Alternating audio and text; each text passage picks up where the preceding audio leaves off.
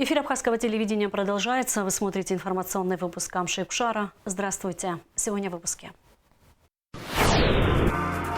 В Абхазии с 1 февраля меняются правила уплаты госпошлин. Граждане Российской Федерации до 14 лет теперь обязаны предъявлять загранпаспорт России при въезде и выезде из страны.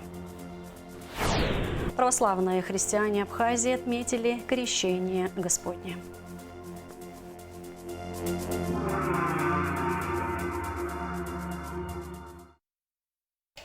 Одним из главных направлений деятельности Министерства просвещения является повышение эффективности деятельности образовательных учреждений. Министр просвещения Хана Гунба представила премьер-министру Владимиру Дылба отчет о работе ведомства за прошлый год. Для достижения этих целей ведется непрерывная работа по нескольким направлениям. Комплексное повышение квалификации для педагогических работников, оснащение школ, улучшение материально-технической базы, повышение оплаты труда, профориентационная работа. Испытываем дефицит педагогических кадров. Если ранее мы наблюдали дефицит в сельских школах, то сейчас мы наблюдаем дефицит и в городских школах в том числе. Меры поддержки педагогических работников, которые применяются государством, они, безусловно, дадут зеркальное отражение в положительном ключе. В 2025 году, на протяжении нескольких лет, как известно, правительство индексирует заработную плату основных категорий педагогических работников. Помимо этого, было принято решение отдельным категориям педагогических работников, это преподаватели абхазского языка, преподаватели русского языка, классным руководителям осуществлять дополнительную доплату. В целом 1514 педагогов, это преподаватели абхазского и русского языка, и 2044 классных руководителя на себе ощутили такую меру поддержки государства. Я уверена в том, что педагог, учитель, который ощущает поддержку со стороны государства, он эти чувства передает ученику. Необходимо возродить, вернуть тот статус и уважение к педагогической профессии. Мне очень хочется верить в то, что подобные меры, они эффективно отразятся на омоложении педагогических коллективов, нам это необходимо. Я хотела бы отметить, что необходима мера повышения заработной платы другой категории работников образовательной сферы, которые не попадают под софинансирование. Это административно-хозяйственная часть. Большое количество работников образовательной сферы в школах и дошкольных образовательных учреждениях трудятся за низкую заработную плату. Мы эту проблему знаем, естественно, прилагаем усилия для того, чтобы поэтапно тоже начать индексацию. В отдельных районах уже приняты решения. На республиканском уровне это большие объемы средств необходимо. Мы занимаемся, ищем возможности. Как только появится дополнительная возможность, несомненно, мы приступим к этому. 1 июля должны быть предложения представлены по выравниванию средней заработной платы к прожиточному минимуму. Мы прекрасно понимаем, что на протяжении уже 10 лет осуществляется индексирование отдельных категорий, это в сфере образования, но не индексируются другие. Да, это совсем неправильно, но та возможность, которая есть у страны, она будет полностью направлена, разумеется, на повышение, фонда оплаты труда. В отношении нехватки педагогических кадров, да, это проблема. Это проблема, которую надо решать. У нас вроде хватает дипломированных работников, однако не все, в том числе по этой причине, о которой мы сейчас говорим, не все изъявляют желание идти трудиться в школы. Особое внимание будем уделять подготовке программы «Сельский учитель». 2026 год начался с вторжения США в суверенное государство Венесуэлу, а затем череда мировых событий, которые могут впоследствии повлиять и на Южный Кавказ. Массовые беспорядки в Иране на очереди, по словам американского лидера Дональда Трампа, и Гренландия. Тем временем накал страстей между США и Европой растет из-за введенных пошлин. О международной обстановке расскажет Гугуца Вардания. История сложных отношений Венесуэлы и США началась еще задолго до президентства Трампа, когда к власти в Венесуэле пришел Уго Чавес и национализировал нефтяной сектор. Уже при его преемнике Николасе Мадуро США закрыли стране доступ к мировым финансовым рынкам, ввели санкции против отраслей. У Венесуэлы 300 миллиардов баррелей запасов нефти. Это больше, чем у какой-либо другой страны. И, очевидно, в этом корень американских претензий. По словам политолога Беслана Камки, в нападении на Венесуэлу США действительно преследовали ряд задач, но главное из них – изменение принципа современного мира. Конечно же, операция в Венесуэле, она продиктована более такие глубокие мотивы. Какие? Это усилить переговорные процессы США с Китаем и Россией. То есть это прямо направлено больше всего на Китай. Потому что вы знаете, что, как известно уже, что основной соперник геополитический, экономический и политический во всех отношениях – это Китай. Вот китайское направление, оно и в концепции национальной безопасности Соединенных Штатов значится как основное направление. Вот. Поэтому, конечно же, это упреждающий удар, это упреждающие действия, которые демонстрируют о том, что Соединенные Штаты могут диктовать, создавать правила и так далее. Трамп после операции в отношении Венесуэлы 4 января подчеркнул, что США нуждаются в Гренландии из-за того, что датский остров якобы окружен судами КНР и РФ. Он предположил, что в случае, если Соединенные Штаты не получат датскую автономную территорию, она якобы достанется России или Китаю. В МИД России ранее заявляли, что ни Россия, ни Китай никогда не заявляли претензий на Гренландию. Здесь тоже несколько мотивов. Ну, давайте так скажем, что Гренландия, как представляется Трампу, и присоединение к Соединенным Штатам, конечно же, повысит рейтинг. Это избирательная, так сказать, тема избирательных технологий, можем так сказать. Это самая программа такая, на поверхности. А что касается, скажем, глубинных каких-то проектов, да, или, скажем, интересов, да, возможно, Соединенные Штаты хотят иметь Гренландию, чтобы лучше контролировать систему безопасности. То есть ракетные удары, которые, возможно, они ранние оповещения, возможно, осуществляться со стороны Гренландии. И это, конечно, военно-технические возможности усиливают Соединенных Штатов. Ну и, конечно, там и экономические вопросы есть. Это редкоземельные металлы, как известно, они там есть. Вот. Ну, я так полагаю, что здесь совпадают многие факторы. Гренландия входит в состав датского королевства. Трамп неоднократно повторял, что остров должен стать частью США. К государствам Арктики относятся Россия, Канада, США, Норвегия и Дания. У РФ самая большая протяженность – более 22 тысяч километров. В этом стратегически важном и богатом регионе США не имеют большого влияния. Очевидно, что президента Америки это не устраивает. Северные пути, они открывают возможность лучше и больше, да. Другой вопрос, каким способом это проделывается. Да, там, возможно, более таким демократическим путем, конечно, можно подготовить платформу для проведения референдума. Это все-таки автономная часть Дании, она имеет право, и это не противоречит Конституции датской. Как бы так ни было, не все так просто. Мы видим, какие, скажем, охранительные позиции существуют в самой Гренландии. Вы знаете, протестные акции, какие проводятся, сохранение своей идентичности, своего суверенитета. То есть не все измеряется деньгами и силой.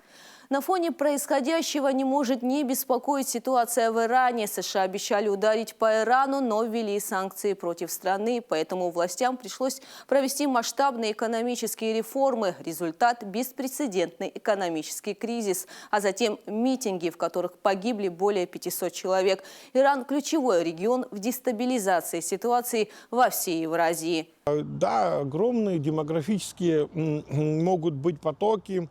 Ну, естественно, Сюда, да, вы имеете в виду? Да, на Южный Кавказ. Это не маленькая часть армян живут. Армянская диаспора очень, так сказать, серьезная в Иране. Ну и плюс еще то, что, конечно же, дестабилизация на Иране, оно вызовет серьезные проблемы в коммуникационных системах, логистических этих, ослабление позиции России, естественно, ослабление позиции Китая, потому как через Иран осуществляется коммуникация север-юг, например, да, вот, и это ослабление позиции России, а ослабление позиции России на Южном Кавказе, мы с вами знаем, что оно не благоприятствует, скажем так, стабилизации, потому что должен быть баланс все-таки на Южном Кавказе, и в последнее время мы видим, как пытаются вытеснить Россию из этого региона, но ничего хорошего это не приведет. После вооруженной агрессии США в Венесуэле и похищения законно избранного президента Николаса Мадуро МИД Грузии призвал Венесуэлу отозвать признание независимости Абхазии и Южной Осетии. А на страницах в социальных сетях, в частности нашего канала, появилась масса комментариев от заингурских соседей с угрозами. На вытеснение, скажем так, таких интересов, которые, не подпадает в русло американских, оно может повлиять на правительство Венесуэлы, на то, чтобы каким-то образом ограничить, вытеснить, вот, скажем так, и абхазское присутствие в виде посольства там в Венесуэле. Это возможно, да. По приглашению МИД Венесуэлы посол Абхазии в Венесуэле Заур Гладжава принял участие в специальном заседании, посвященном ежегодному посланию исполняющего обязанности президента Дельси Родригес Гомес. В ходе своего выступления Гомес четко обозначила обновленную позицию республики на международной арене, сделав акцент на суверенитете, подчеркнув важность национального единства. Венесуэла подтверждает приверженность мирному сосуществованию и стремится жить без внешних угроз в условиях уважения и международного сотрудничества. Страна отдает приоритет построению сбалансированных и уважительных отношений с Соединенными Штатами и другими странами на основе суверенного равенства и невмешательства. Удивила и недавняя публикация немецкого федерального центра политического просвещения, в которой пишется, что якобы продолжающееся сокращение населения Абхазии и Южной Осетии происходит из-за политического влияния России. Однако основным фактором является последствия двух войн в начале 90-х, когда Грузия вторглась в Абхазию и Южную Осетию, и в 2008-м. Эти события не упоминаются в статье. Кроме того, в публикации создается впечатление, что абхазская, российская и юго-осетинские стороны якобы пытались в 2025 году вынудить Грузию подписать договор о неприменении силы. По мнению автора, главная цель подписания – фактическое признание суверенитета двух республик. На самом деле, женевские международные дискуссии ведутся уже много лет и направлены на обсуждение безопасности и стабильности в регионе и прежде всего на подписание документа о неприменении силы со стороны Грузии. Российская делегация в ходе женевских дискуссий в июне 2025 года попыталась вынудить правительство Грузии взять на себя обязательства по неприменению силы в договоре с Абхазией и Южной Осетией. Это фактически привело бы к международно-правовой консолидации отделения этих территорий. Евросоюзу вряд ли удастся в дальнейшем больше влиять на Южный Кавказ. Потому что на Южный Кавказ влияют уже другие игроки, еще более серьезные. Это Китай, это, скажем так, та же самая Турция с Азербайджаном. Как многим показалось, что Россия там ослабела свое присутствие. На самом деле все будет возвращаться на свои места, потому что Южный Кавказ – это естественная, скажем так, сопредельность России. Тут невыгодно, скажем, отгораживать Россию тем же странам Южного Кавказа. Влияние на Южный Кавказ какой-либо одной стороной, доминированием его не удастся. Это будет Евросоюз, Соединенные Штаты, Китай, потому что разновекторность, многовекторность, оно задано, скажем так, вот именно современной вот ситуации задано. Многовекторность выгодна. Вот нейтральность, допустим, в Грузии, они наконец осознали, что это выгодно. Я думаю, что этой позиции будет придерживаться и больше и Армения также. Во всяком случае, не будут они отгораживаться от России или каких-то других. То есть мир все больше прагматичнее становится, и вот многополярность, оно предполагает о том, что многие страны будут предпочитать взаимодействовать с разными центрами. События в мире стремительно меняются. Турция продолжает контакты с Москвой и Киевом в рамках посредничества по урегулированию конфликта на Украине. Окно возможностей для переговорного процесса сохраняется, сообщает РИА Новости. Американский президент Дональд Трамп грозится ввести пошлины против стран Европейского Союза. Кроме того, американский лидер сообщает о возможном пересмотре обязательств Вашингтона по защите Европы. То есть кризис трансатлантического союза, он налицо. Евросоюз и НАТО – это образование, скажем так, биполярной системы больше. Оно к полицентрическому миру, так сказать, отношение имеет сугубо относительное, потому что, представьте себе натовский альянс. Это почти больше 30 государств. Это основная сила сосредоточена в Европе.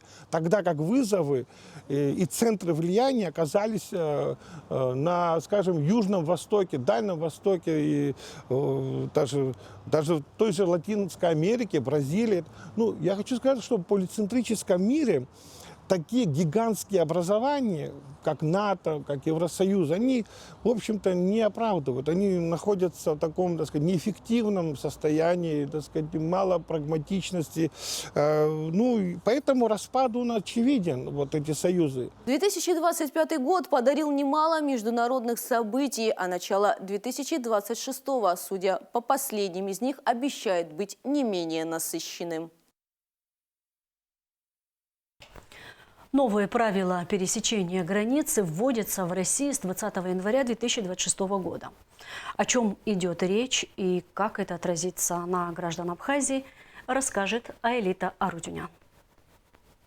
В соответствии с изменениями, принятыми в законы Российской Федерации о государственной границе РФ, с 20 января лица, не достигшие 14 лет, должны при пересечении границы предъявить заграничный паспорт Российской Федерации. Речь идет как о выезде, так и въезде в страну. Изменения касаются только граждан Российской Федерации, а для граждан Абхазии порядок пересечения государственной границы изменений не претерпел.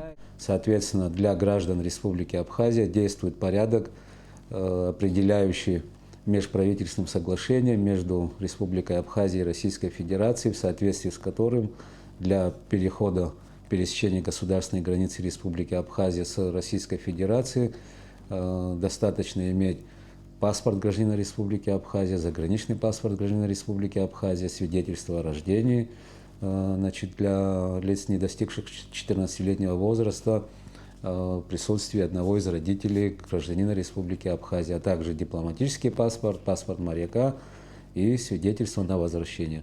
Если гражданин РФ не успел выехать из Абхазии в Россию до 20 января при отсутствии требуемого паспорта заграничного образца, норма закона позволяет ему в единоразовом порядке пересечь границу, но уже находясь на территории РФ, необходимо оформить заграничный паспорт. Граждане Абхазии до 14 лет, имеющие двойное гражданство, могут перейти границу по абхазскому свидетельству о рождении в сопровождении родителей с абхазским паспортом. Определяющим является в этом вопросе, с какими документами, удостоверяющие личность,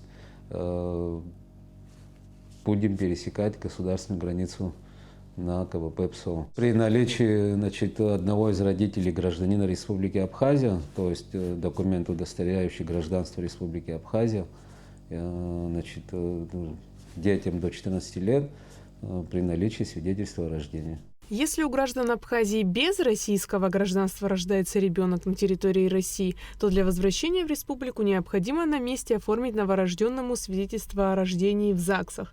Если же у жителей Абхазии с российским гражданством рождается ребенок на территории РФ, то им необходимо оформить паспорт для новорожденного и только после этого пересекать границу. В целом, мера об изменении правил пересечения границы имеет основание. Данная мера, она имеет основание, что закон Российской Федерации, то, о чем я сказал, это федеральные законы, приняты Государственной Думой, президентом Российской Федерации Владимиром Владимировичем Путиным 23 июля 2025 года и вступают в силу в течение 180 суток, которые приходятся на 20 января, являются требованием. Данные требования распространяются на порядки исключения, они не распространялись до этого на Республику Абхазия, Республику Беларусь, Республику Армения и Киргизской Республики. Вот. И с учетом этих изменений теперь в Российской Федерации не остались государств, где данные правила не требовались бы для исполнения. Оформить загранпаспорт России можно в консульстве РФ при посольстве РФ в городе Сухум. Айлита Арутюнян, Раму Камке, Абхазское телевидение. По поручению президента Бадры Гумба введены новые льготы на оплату за электроэнергию. Как рассказала Нелли Язычба, начальник управления энергетики Минэнерго, к новым категориям относятся учителя государственных школ в сельской местности, инвалиды первой группы, одинокие матери, многодетные семьи. Напомним, что тарифы для физических лиц временно заморожены по март 2026 года, и он начисляется по нормативам 2025 года. Для нас важно, чтобы наши абоненты в период повышенных нагрузок не ощущали рост тарифов в зимний период. Получается, что в этот период тариф будет начисляться по нормативам 2025 года, предыдущего года.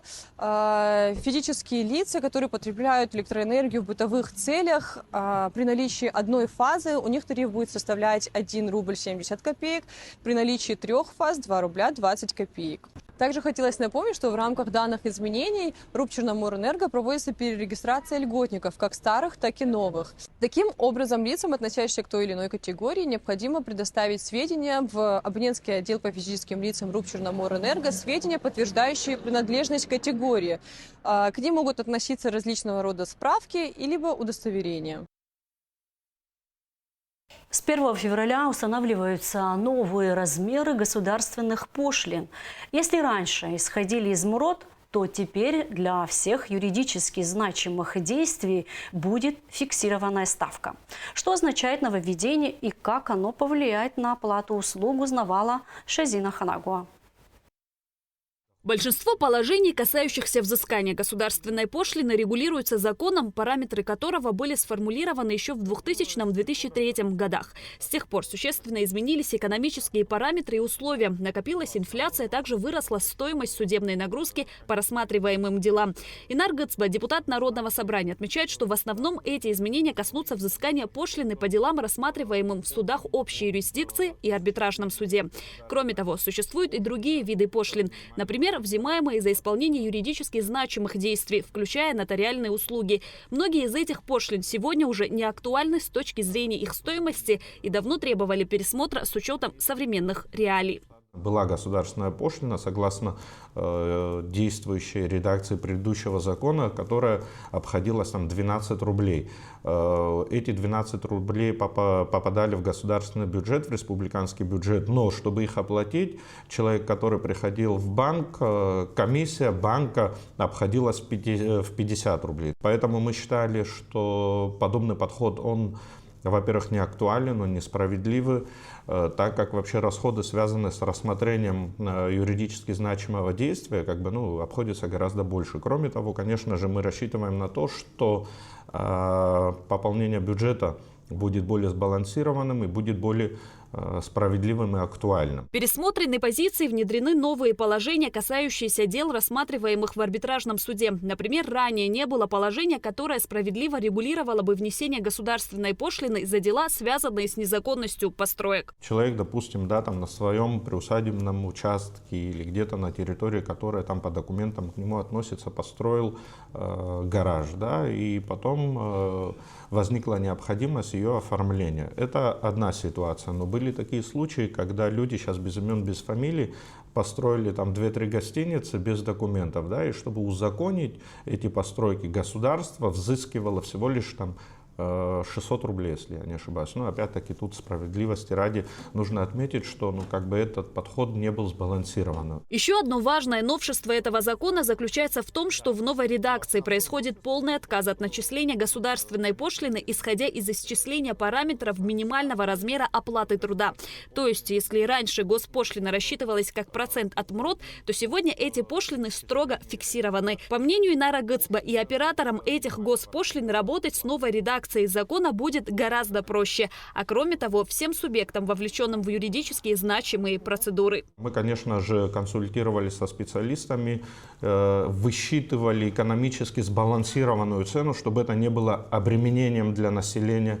Но, тем не менее, чтобы эти цены, соответственно, 12 рублей за подачу искового заявления неимущественного характера, это как-то сегодня не совсем справедливо. Плюс действительно суды, если мы говорим о делах, которые рассматриваются в судах общей юрисдикции, затраты этих судов на осуществление этого действия гораздо выше. Перед тем, как вынести на рассмотрение, мы, конечно же, еще отправляли запросы операторам этих государственных пошлин. К примеру, если за предыдущий год, 2025, в судах общей юрисдикции было взыскано за юридически значимые действия госпошлины в размере 1 800 000 рублей за целый год, хотя затрат на эти действия было гораздо больше. Мы рассчитываем, что с введением нового подхода эта сумма гораздо будет выше. Соответственно, республиканский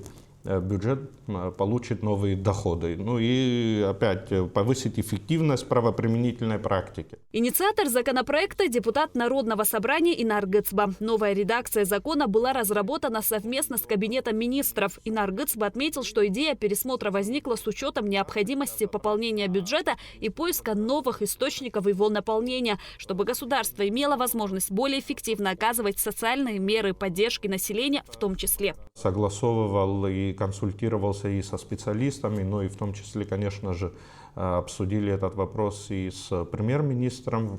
Владимир Делба тогда мне сказал, что работа определенная была проведена, мы подняли эту работу и актуализировали ее параметры. Закон о госпошлине вступает в силу с 1 февраля. Шазина Ханаго, Камила Джопуа, Абхазское телевидение. С 20 января возобновляется выдача российских водительских удостоверений в Абхазии. Напомним, приостановка работы с 20 декабря по 20 января была связана с новогодними праздниками и годовой отчетностью, о чем сообщали ранее. Для граждан Абхазии с российским гражданством действует упрощенный порядок получения прав до 1 апреля 2026 года, не требующий сдачи экзаменов и медкомиссии, но после этой даты процедура усложнится. Получить водительское удостоверение можно будет только на территории России с обязательной сдачей экзаменов. В управлении ГАИ МВД Абхазии в Сухуми также обращаются к автовладельцам с просьбой прийти за готовыми документами, которых здесь скопилось около 1500. Государственная хоровая капелла Абхазии выступила в Москве 19 января в зале церковных соборов храма Христа Спасителя. В рамках благотворительного праздника «Радость Рождества» прозвучала абхазская рождественская музыка. Как отмечает художественный руководитель и главный дирижер капеллы Надар Чанба, государственная хоровая капелла является хранителем и проводником богатейшего музыкального и хорового наследия абхазского народа. Гастроли проходят при поддержке Министерств культуры Абхазии и России, Росконцерта и администрации президента Абхазии. Нам очень приятно, что мы участвуем в таком грандиозном мероприятии. Кстати, вот за этот приезд, это уже второе вот такое событие, очень большое. Мы были в Нижнем Новгороде, где участвовали в очень большом мероприятии, где было 417 певцов. И это был хоровой собор. Вот. Абхазская капелла там участвовала, такое даже не служба, а такое концертное, может быть, собор, одним словом. Вот. И мы исполнили абхазское старинное церковное песнопение, духовную музыку современных композиторов. И это было замечательное участие, вот такое именно соборность, да, вот это не всегда бывает, потому что у нас концертов очень много. Естественно, когда одно дело, когда ты вышел и дал полностью концерт, а другое дело, когда участвует очень много исполнителей, и это очень приятные впечатления. Я бы хотел отметить, что это бы не состоялось, если бы не было поддержки вот нашего президента Бадыр Зуровича Гумба, Министерства культуры Абхазии, Министерства культуры России, Росконцерта. Вот. Павел Александрович Карпухин, кстати, вот организатор именно сегодняшнего концерта, да. Вот мы встречались в Сухуми, и вот очень много людей, которые содействовали тому, чтобы абхазская капелла сегодня была на таком грандиозном форуме. Мы приехали сюда дарить музыку нашим зрителям и слушателям. И мне кажется, что в первую очередь те концерты, которые исполняет Государственная хоровая капелла в Российской Федерации, это наш вклад в укрепление межгосударственных отношений путем музыки. Наша программа называется «Культурные мосты Абхазии и России». И мне кажется, что действительно посредством наших концертов мы как раз выстраиваем и укрепляем культурные мосты между нашими народами. А 20 января в Центре современной музыки и исполнительских искусств «Тон» на площадке Всероссийского музея декоративного искусства состоится большой концерт в рамках цикла «Хоровые вечера» маэстро Александра Соловьева. Прославленный музыкант является главным приглашенным дирижером коллектива и встанет за пульт вместе с его руководителем Надаром Чанба. Концепция вечера – представить кросс-культурные связи между Россией и Абхазией, а также исполнить шедевры мировой классики, показав, что музыка вне границ и геополитических катаклизмов. Нардский дом – так называется масштабная персональная выставка Батала Джапуа, которая откроется 22 января в Центральном выставочном зале Союза художников. Проект займет все 3 зала и представит зрителям результаты многолетнего творческого исследования народного художника Абхазии, посвященного древним эпическим сказаниям абхазов, мифам и традиционным обрядам. В экспозицию войдет графическое произведение, в которых автор не просто иллюстрирует сюжеты, но и вступает в глубокий диалог с наследием предков. Традиционное празднование Крещения Господня прошло в селе Каман Сухумского района. Настоятель Каманского монастыря святого Иоанна Златоуста отец Игнатий совершил водосвятный молебень у святого источника мученика Василиска. Безопасность паломников традиционно обеспечивали экстренные службы. Сотрудники МЧС несли дежурство у купелей и угощали верующих горячим чаем. Сотрудники ГАИ координировали движение транспорта и обеспечивали порядок на подъездных путях к селу, принимая во внимание большой поток автомобилей, прибывающих со всей республики. Репортаж Ади Цисагария.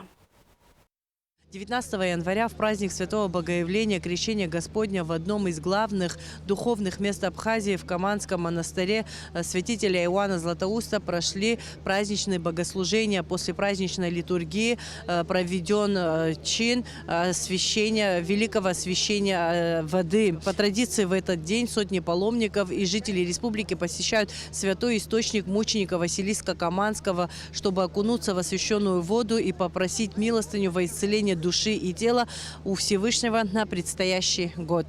Крещение – одно из важных таинств в христианской церкви. Через крещение человек становится членом церкви, присоединяется к сообществу верных. Только после крещения он получает возможность участвовать во всех остальных таинствах церкви и прежде всего в Евхаристии. Центром крещения в Абхазии традиционно стало село Каманы. Праздник начался с чина освящения воды, который совершил игумен Игнатий, настоятель монастыря святого Иоанна Златоуста. Крещение имеет большое значение. Господь не должен был креститься, потому что Он был чист, свят. Но Он оставляет нам такой пример, показывает, как соединиться с Богом, как соединиться с небесами. И через Его крещение мы тоже повторяем это величайшее событие, и мы крестимся в водах чистых, что это можно сравнивать с иорданскими водами, с иорданскими струями. Мы крестимся, очищаемся, омываемся, но и соединяемся с небом, с небесами и с Иисусом Христом. Да, мы крестимся, мы даем обеты, и такие у нас чувства другие, но мы порой нарушаем к сожалению, нарушаем эти клятвы, которые мы даем во время крещения. Но мы можем их и возобновлять через смирение, через покаяние, через терпение. И мы можем возвращать ту благодать, которая она не отходит, но отдаляется через наше поведение, через наше грехопадение. На праздничную литургию прибыли паломники из разных уголков России и Абхазии. От мала до велика по традиции после освящения воды они погружались в источник мученика Василиска Каманского. По христианским канонам в эту ночь вода обретает особую силу. Во имя Отца и прыгай в воду. И Сына, и Святаго Духа. Очищение, конечно, в первую очередь. Но это для меня уже не первое купание. Именно здесь, в Абхазии, Каманы мы приехали специально, чтобы отстоять службу. Мы полностью ее отстояли и приехали сюда искупаться, очиститься, окунуться. Конечно, это Божья благодать. Дай Бог, чтобы с каждым годом все лучше и лучше становилась вера, больше и сильнее становилась. Отмечайте, чтобы семью и семейный очаг посещало только хорошее. Огромное облегчение. Холоднее было на улице, чем в воде. После воды прям тепло. Я, наверное, еще раз пойду.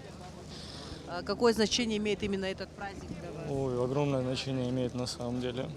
Просто словами не описать это все. На этот источник я приезжаю многократно. В этом году уже посещала 3 раза. Зимой, именно в крещении, это будет первый раз за мои 53 года. День чистоты, когда хочется, хоть на чуть-чуть стать чище. И, конечно, вера, что в этот день ты ближе к Богу. Из-за большого наплыва людей в селе усилили меры безопасности. Поток машин на подъездах к монастырю регулировали сотрудники ГАИ, а у самой воды дежурили спасатели МЧС. Для паломников подготовили палатки с горячим чаем, чтобы согреться после ледяной воды. Хочу всех поздравить с великим праздником. Сегодня мы здесь обеспечиваем безопасность, потому что на улице холодно, люди приезжают, хотят холодной воды окунуться и так далее. Поэтому здесь работает наша скорая бригада, ребята-спасатели. Праздник Богоявления напоминает о крещении Иисуса Христа в Иордане. Согласно Евангелию, в момент погружения на Спасителя сошел Дух Святой в облике голубя, а голос Бога Отца с небес назвал его своим сыном. Для христиан это событие символизирует духовное обновление и готовность следовать за Богом. Адис Сагария, Давид Хашик, Абхазское телевидение.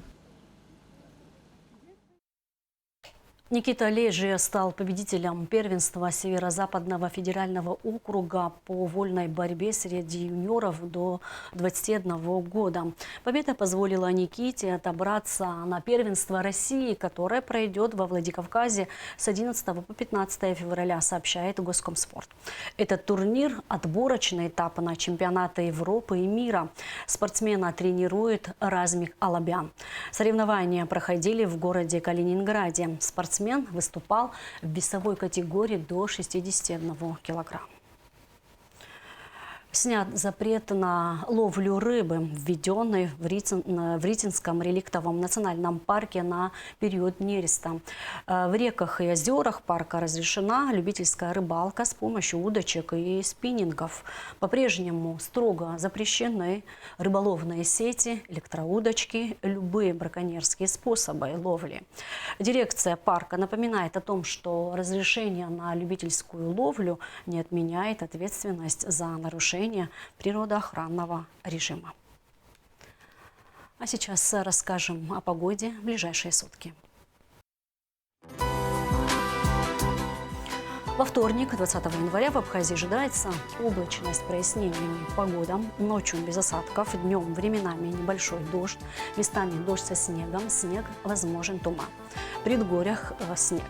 Температура воздуха ночью 1 плюс 4, днем плюс 3, 8 градусов. Температура морской воды плюс 9 градусов. На этом наш выпуск завершен. Всего вам доброго. До встречи в эфире.